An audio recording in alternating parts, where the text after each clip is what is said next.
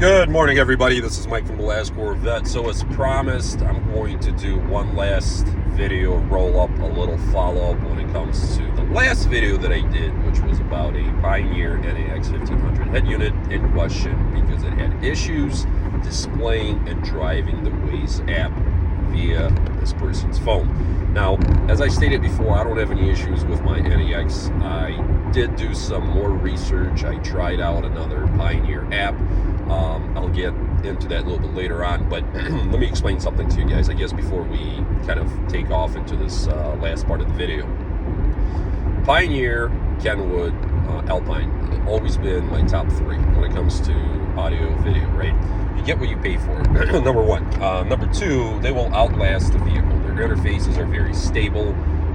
They work, and that's the reason you buy top brands, right? You can get cheaper models, you can get knockoffs like on eBay, like all-in-one units. I've seen those. I've said that before. I've made videos about that. They don't work. They have glitches, and they're junk, and you're just wasting your money. So that's the first thing. The second thing is this: over the last 10 years, Pioneer, Kenwood, everyone has made changes to their lineup because the demand for aftermarket head units, remote starts, like everything that used to be a thing is slowly, phasing out. The reason is because OEMs are putting everything into their vehicles.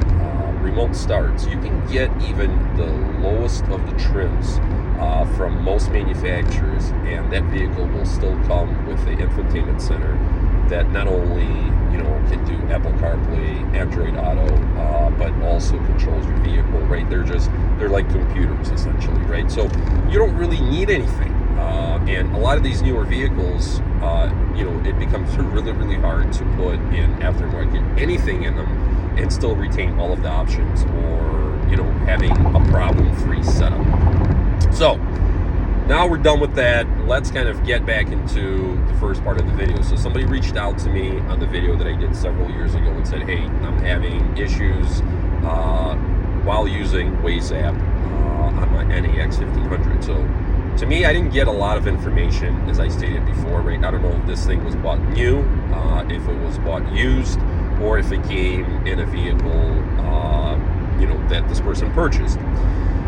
Right, we don't know that, and hopefully this person responds either with a fix or something that kind of tells us and tells everyone else that might have similar models or exact same model and says, okay, this is what I did, this is what happened, this is what the fix was, right? Or this is what I'm doing now. So my Pioneer has no issues, never had issues. As I stated before, one of the easiest thing to do is do a full default reset on the head unit. Of course, you want to make sure that your Apple CarPlay or Android Auto is active on the head unit. Obviously, you want to make sure that the USB or USB-C cable and the main USB cable going into the head unit is working properly, meaning that you can charge your phone, you can play music through it, other apps like say Google Maps, other apps work on the head unit, and then we kind of trickle down onto the Waze app. So the first video I did go through the Pioneer's progression. So like in 2019 they started making changes to Waze app, other apps. Waze app was basically this: you used to have a dedicated icon right on the display. They took that away in 2019. They said it's basically going to be driven just like this vehicle here, where as soon as you plug in your phone, you see your Apple CarPlay, whatever phone interface you have, come up on the screen. And that's exactly what they did. But now there's also a portion that's written by Pioneer that says this model, this model, this model, this model doesn't support Waze, doesn't support WebLink. Now, that is a true question for Pioneer. I didn't reach out to Pioneer. I stayed kind of busy, right? I just kind of did searches on the internet. If I were you, once you go through the reset, once you verify that your firmware is up to date, and that's really easy to do, you can go into your settings in the head unit, see what the version is, then go on the Pioneer's website, their support site, and then see what the latest firmware they have. Now, I believe they only have one, and I updated mine even though I had 0 issues. But that's usually, that update comes out 6 months to a year. It's to remove some of the glitches, you know, make it run smoother. And after that, unless there's bigger problems, they don't really touch that, because that model gets replaced by the newer model anyway.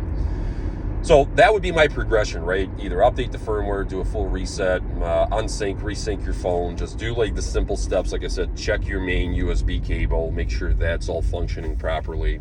And then from there, I'm going to tell you what works and what doesn't. So with NEX, I told you there is an app called WebLink. You can still download it regardless if you have an Apple phone or a Samsung phone.